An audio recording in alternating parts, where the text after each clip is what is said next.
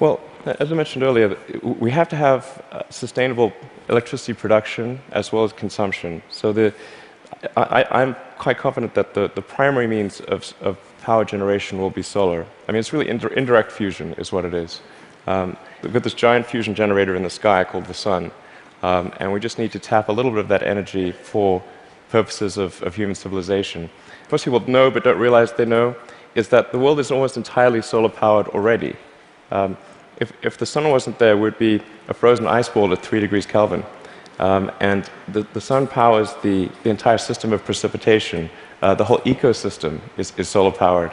But in a gallon of gasoline, you have effectively thousands of years of sun power compressed into a small space. So it's hard to make the numbers work right now on solar and to remotely compete with, for example, natural gas, fracked natural gas. How are you going to build a business here?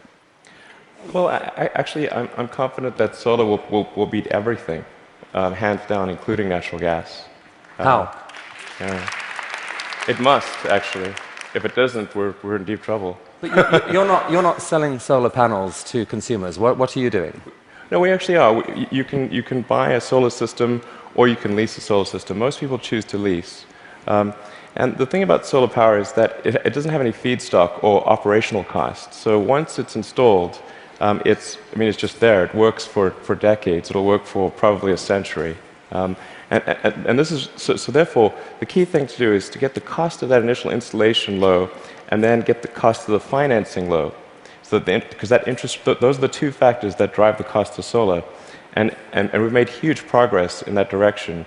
And that's why I'm confident we'll actually beat natural gas. So your current proposition to consumers is don't pay so much up front. Let us pay zero up front. We will install panels on your roof. Yes. You will then pay.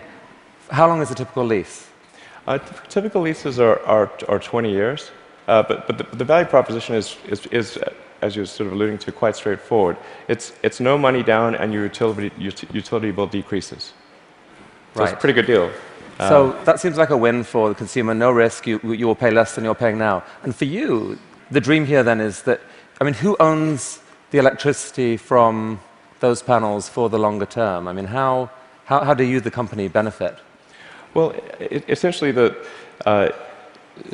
SolarCity raises a chunk of capital, and from say a company or a bank.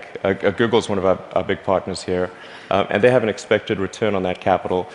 With that capital, SolarCity purchases and installs the panel on the roof, and then charges the homeowner or business owner a monthly lease payment, which is less than the utility bill. But you yourself get a sort of long-term commercial benefit from that power. You're kind of building a new type of distributed utility. Exactly. What it amounts to is a giant distributed utility. And I think it's a good thing because utilities have been this monopoly, and people haven't had any choice. So effectively, it's the first time there's been competition for this monopoly, because the utilities have been the only ones that own those power distribution lines, but now it's on your roof. So I think it's actually very empowering for homeowners and business. I'm extremely confident that solar will be at least a plurality of power, and most likely a majority. And I predict it will be a plurality in less than 20 years. I'd say I made that bet with someone. The definition of plurality is? More from solar than any other source. Who did you make the bet with? With a friend who will remain nameless. But, just between us.